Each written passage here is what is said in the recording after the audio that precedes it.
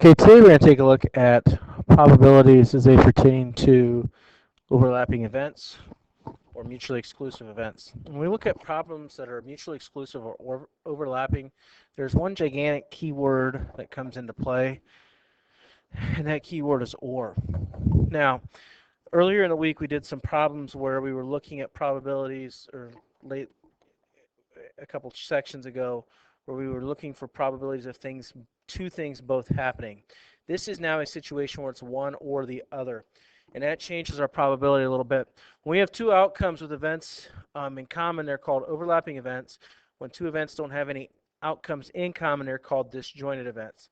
Now, when we take a look at these problems, the key word here is you're going to see an or in that, and that means we're going to add our probabilities. Now, when events overlap, because it is possible at times for certain things to have both things happen in the problem, and then we're going to go ahead and subtract the probability of both things occurring at the same time. Okay, we're going to add our probabilities and then subtract the probability of both events occurring at the same time. When your events are disjointed, okay, which can also be referred to as mutually exclusive, you don't have to subtract because both events occurring at the same time cannot happen. Okay, for example, as we go through with these problems, you're going to see this come into play a little bit. We're going to be spending a lot of time taking a look at cards and pulling cards out of certain situations. For example, a card is randomly selected from a standard deck of 52 playing cards. What is the probability that the card is a 10 or a face card? All right, so what we're going to look at is the probability of pulling out a 10 first. Okay, how many 10s are there in a deck of cards? Okay, 4 out of 52. Now, when we worked with the problems where we were multiplying our probabilities with our and statements, we wanted to simplify and reduce down. Because you're adding and subtracting the fractions, we don't want to do any reductions or simplification of fractions until the very, very end, because we're going to have common denominators through most of our problems. Now, how many face cards do we have in a deck of cards? Well, there are 4 suits in a deck of cards and 3 face cards in each suit. So that means that we have 12 total face cards out of the 52. Is it possible for a card to be a 10 and a face card at the same time? Okay, it is not. So as a result, those are mutually exclusive events. So what we're going to do is we're going to simply take 4 plus 12, and we're going to add those together. And that gives me 16 out of 52. Now, when I take 16 out of 52 and I simplify using the fraction key in my calculator, it does reduce down to a 4 out of 13 chance that you get a 10 or a face card.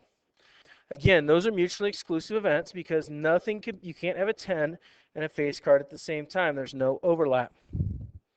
Okay, here's another example.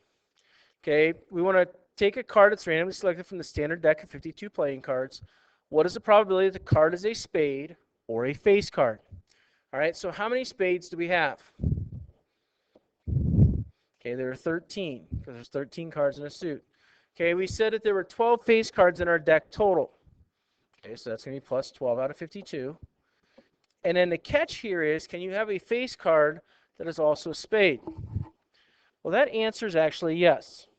Okay, because you've got a jack of spades, a queen of spades, and a king of spades.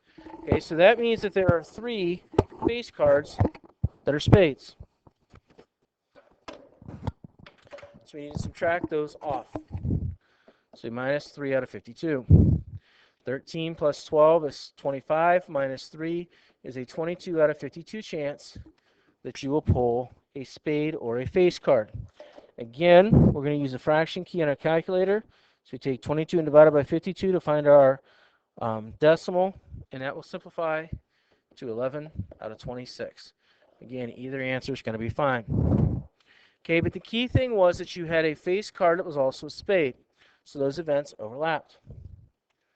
Okay, a card is randomly selected from a standard deck of 52 playing cards. What is the probability that the card is an 8 or an ace? Okay, how many 8s do we have? Okay, 4. How many aces? 4. Can you get an 8 and an ace at the same time? No. Okay, so we add those together. So we got an 8 out of 52 chance of those things happening. And 8 out of 52, those are both divisible by 4, simplifies down to 2 out of 13. Okay, so when you're looking at the overlapping events, The key thing is, can they both happen at the same time? If they cannot, then you're good to go. A card is randomly selected from a standard deck of 52 playing cards. What is the probability that the card is a 10 or a diamond? Okay, well, how many 10s do we have? Okay, there's 4 10s in our deck of playing cards out of 52 cards. How many diamonds? Okay, 13. How many 10 of diamonds are there? Okay, there's 1. So we're going to subtract 1 out of 52 off because that's our overlap. 4 plus 13 is 17. Minus 1 is 16 out of 52. Again, both of those are divisible by 4. Cuts us down to 4 out of 13. Questions on that? So you're always looking for the overlap. Okay, if it's an or statement, you're going to add the probabilities together, look for the overlap, see if there is one. Okay, if there's not, you don't have to subtract. If there is, you do. Okay, out of 200 seniors in a senior class, 113 students are either varsity athletes or on the honor roll. There are 74 seniors who are varsity athletes and 51 seniors who are on the honor roll. What is the probability that a randomly selected senior is both a varsity athlete and on the honor roll? Okay, now, this one actually is kind of a complementary event type deal. Okay, because we're going to look for students who are on one of these and then subtract the total number of students who are on. Okay, so if we look at our varsity athletes, how many seniors are varsity athletes in this class? Okay, there's 74, and there's 200 total in the class. How many are on the honor roll? Okay, 51. Okay, so those are my number of students who are athletes or on the honor roll. And we know that there's a total of 113 that are in both, so we're going to subtract that 113 off. Okay, so this is a complementary event type problem. If I take 74 plus 51, I get 125. And I subtract that 113, and that tells me that I have 7 or 12 who are students who are both a varsity athlete and on the honor roll. And if I take that 12 over 200 and simplify that down in fraction format, that comes out to 3 out of 50. For every 50 seniors, there are 3 of them who are both varsity athletes and on the honor roll. Now, we're also going to take a look at how this applies into probabilities when you're looking at percentages of different things happening.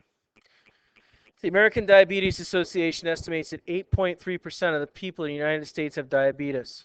Suppose that a medical lab has developed a simple diagnostic test for diabetes. It's 98% accurate for people who have the disease and 95% accurate for people who don't.